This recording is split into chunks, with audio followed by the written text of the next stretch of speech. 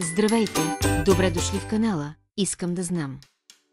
Тук ще научите някои нови и интересни неща за заобикалящият ни свят, историята, ще отговорим на въпросите, защо и как, и най-вече ще се забавляваме заедно, да започваме.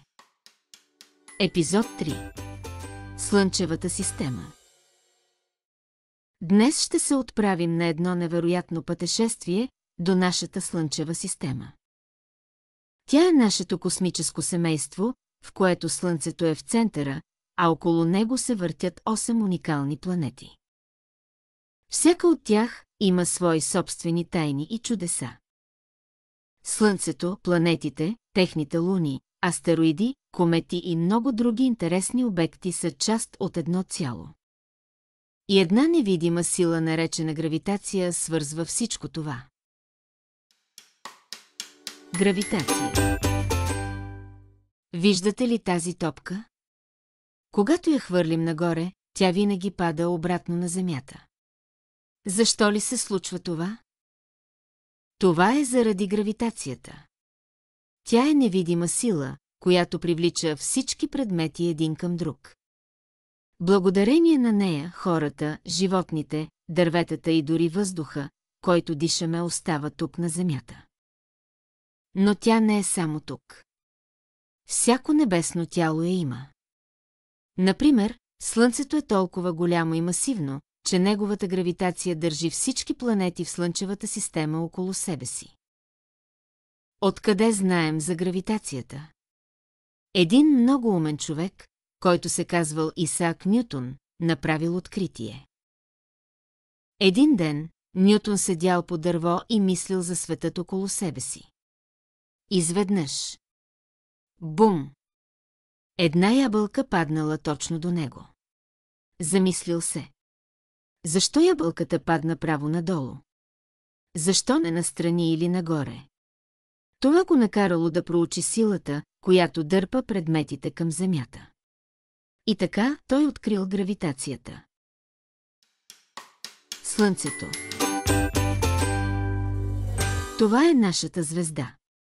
Огромна, ярка и изключително важна за всяко живо същество на Земята. Той е центърът на нашата Слънчева система. Слънцето е огромна огнена топка от газ, която свети и грее невероятно силно. Той е като гигантска батерия, която захранва всичко. Без него на Земята нямаше да има живот, нямаше да има светлина и топлина. Толкова е голямо, че ако беше кухо, в него щяха да се поберат над 1 милион планети като нашата. Но какво го кара да свети и да грее? В ядрото му се случва нещо, наречено ядрен синтез. Това е процес, при който газовете се сливат и се превръщат в енергия. Тази енергия пътува от Слънцето до нас под формата на светлина и топлина. Нашата звезда е на около 150 милиона километра от Земята, но светлината от нея достига до нас само за 8 минути. Меркурий. Това е най-малката планета в Слънчевата система. Повърхността му е покрита с кратери, които са се образували преди милиарди години, когато астероиди и комети са се блъскали в него. Меркурий е много близо до Слънцето. Това го прави една от най-екстремните планети. През деня температурата може да достигне до 430 градуса по Целзий, което е достатъчно горещо, за да стопи олово. През нощта обаче температурата пада до минус 180 градуса, защото планетата почти няма атмосфера, която да задържа топлината. Венера. Често е наричана близначката на Земята, защото си приличат по размери и маса. Тя е втората планета. И е най-яркият обект в нощното ни небе, след Луната. Но не се заблуждавайте. Венера е много различна. Покрита е с дебел слой облаци, съставени главно от сярна киселина. Те са толкова гъсти, че не позволяват на слънчевата светлина да достигне до повърхността. Но в същото време задържат топлината, създавайки силен парников ефект. Това е най-горещата планета в Слънчевата система, дори по-гореща от Меркурий, въпреки че е по-далеч от Слънцето. Изследвана е от много космически мисии, които са открили, че нейната повърхност е покрита с планини и огромни морета от лава. Ако погледнем към небето, ще я видим много ясно при вечер, затова хората я наричат още вечерница. Земя. Нашият дом, Земята, е третата планета и е единствената известна във Вселената, която поддържа живот. Тя е нашето убежище в огромния космос и дом на милиони видове растения, животни и, разбира се, хора. Уникална е поради много причини. Първо, тя има вода в течно състояние, морета, реки и езера, които са жизнено важни за всички живи организми.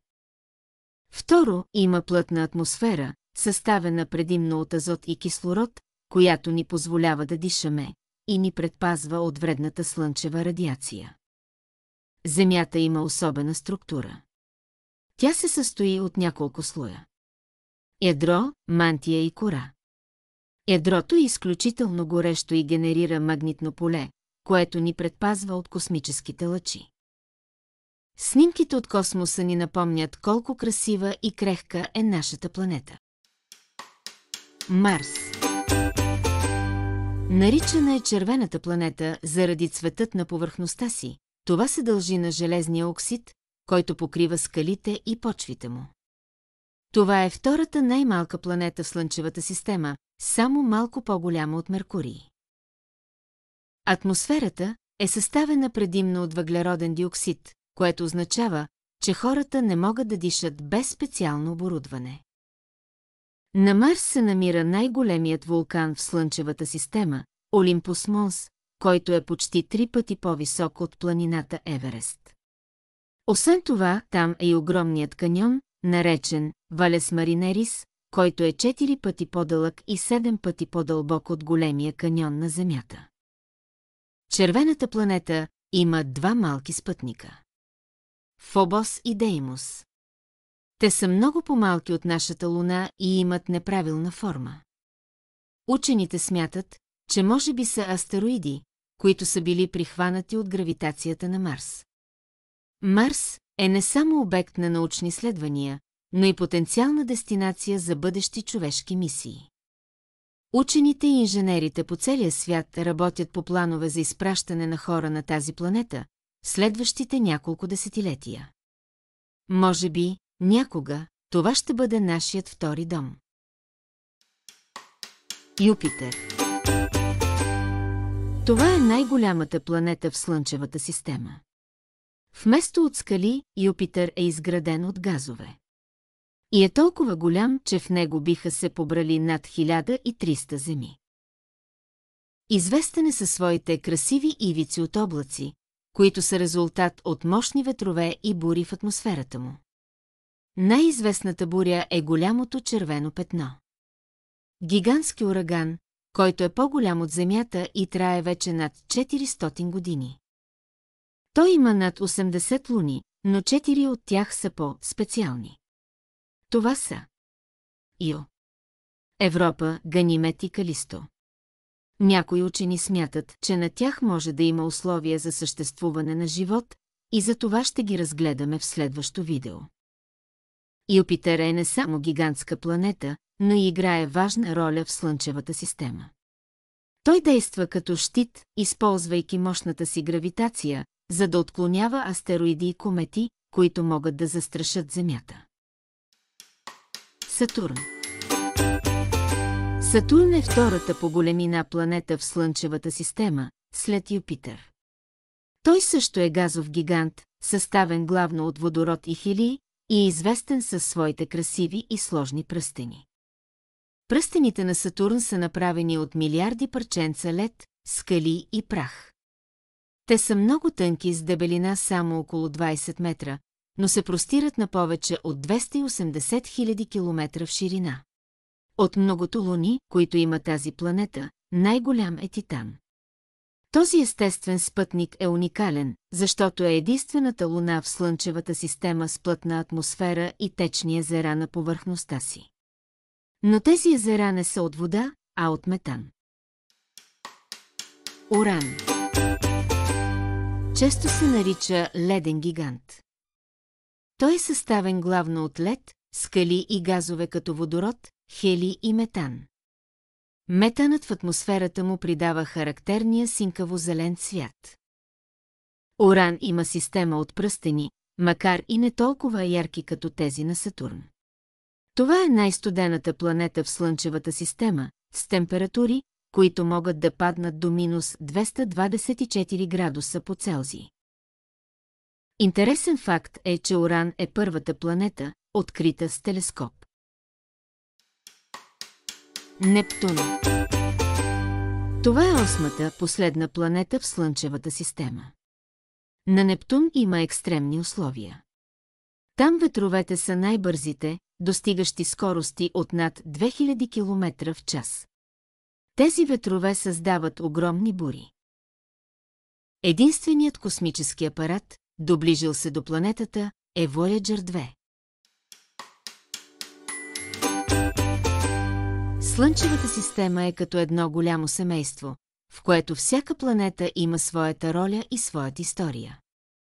Тя ни напомня колко е голяма и разнообразна Вселената и колко много още има да откриваме. Искате ли да научите още? Вселената е пълна с тайни, които очакват да бъдат разгадани. Кой знае, може би един ден някой от вас ще станат астронавти или учени, които ще изследват далечните ъгли на космоса. Може да намерите нови планети. Нови светове. Може би дори извънземен живот. Успех! Благодаря ви, че гледахте. Не забравяйте да се абонирате за канала, да натиснете бутона лайк и да коментирате какъв искате да бъде следващият клип. И до нови срещи в Искам да знам.